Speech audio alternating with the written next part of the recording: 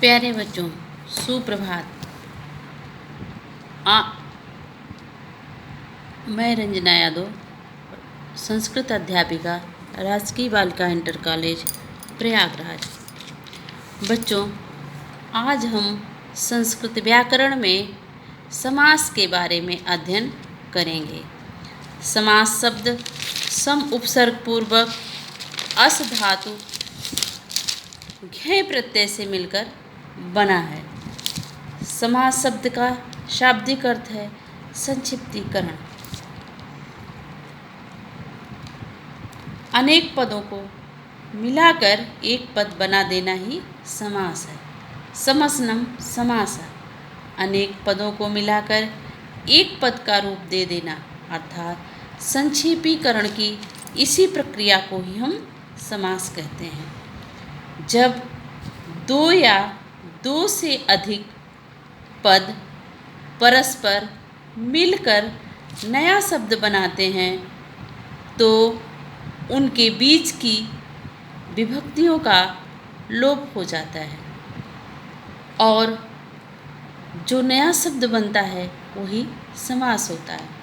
यदि उनकी विभक्तियों का लोप नहीं होगा तो नया शब्द नहीं बनेगा।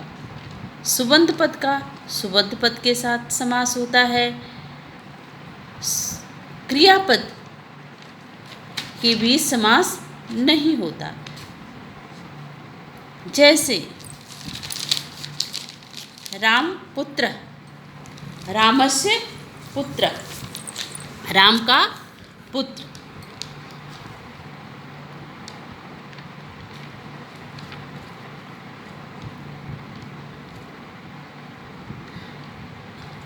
राम का पुत्र, इसके अर्थ में कोई परिवर्तन नहीं हुआ।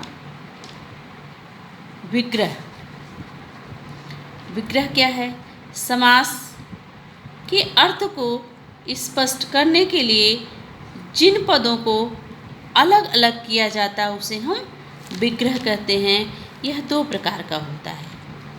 नंबर 1 लौकिक विग्रह, नंबर 2 अलौकिक विग्रह।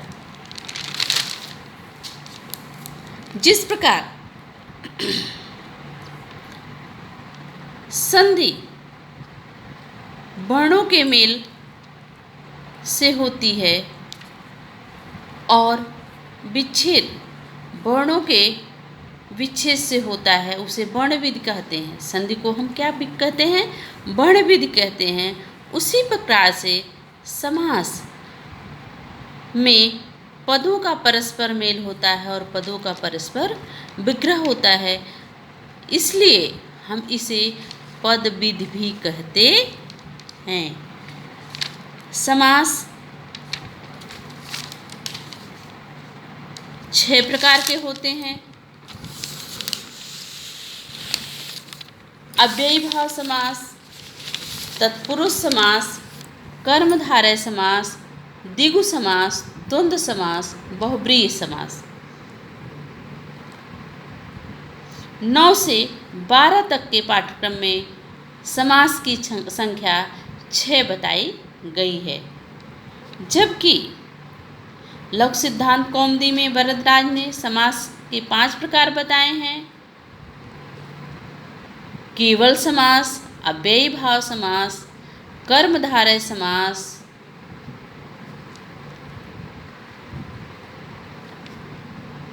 माफ करिएगा, अव्ययीभाव समास, तत्पुरुष समास, द्वंद्व समास और बहुब्रीहि समास। 5 प्रकार। और भट्टोस दीक्षित ने 4 प्रकार के माने हैं। अव्ययीभाव समास, तत्पुरुष समास, द्वंद्व और बहुब्रीहि, कर्मधारय और द्विगु का तत्पुरुष समास के अंतर्गत ही मान लेते हैं। अब हम आज अव्ययीभाव समास के बारे में अध्ययन करेंगे।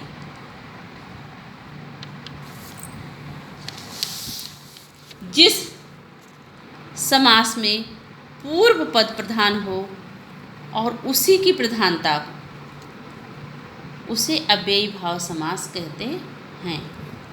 जैसे उपकृष्णम, उप शब्द उपसर्ग है, कृष्ण शब्द संज्ञावाची है, लेकिन दोनों मिलकर अव्यय पद हो गया है, नपुंसक लिंग में हो गया है। अव्ययी भाव समास संज्ञा शब्द को भी अव्यय बना देता है। अव्यय पद की प्रधानता होती है। कृष्ण से समीपम, उप माने समीप, कृष्ण के समीप। दूसरा उदाहरण देखें, यथाशक्ति, यथा शक्ति, यथा शब्द अव्यय है और शक्ति को भी उसने अव्यय बना दिया। शक्तिम अनुक्रम, शक्ति के अनुसार। उपनगरम, उपसर्ग है, नगरम नगर के समीप, दोनों अव्यय पद बन गए हैं। प्रतिदिनम, दिनम दिनम प्रति, प्रति उपसर्ग है, निर्मक्षकाणाम अभावा, मक्खियों का जहाँ अभाव हो, निह उपसर्ग है। सारे उपसर्ग सामान्यतः अव्यय होते हैं, उपसर्ग के अर्थ का परिवर्तन नहीं होता। इसीलिए अव्यय शब्द जिसका व्यय ना हो उसको हम क्या कहते हैं? अव्यय। न व्ययम इति अव्ययम, अर्थात यत् न परिवर्तते तद अव्ययम इति, जिसका परिवर्तन ना हो। जो तीनों लिंगों, सभी विभक्तियों और सभी वचनों में एक समान हो, सदृश हो, जो किसी भी अवस्था में परिवर्तित न हो, वही अव्यय है। सामान्यतः अव्यय शब्द परिवर्तित नहीं होते।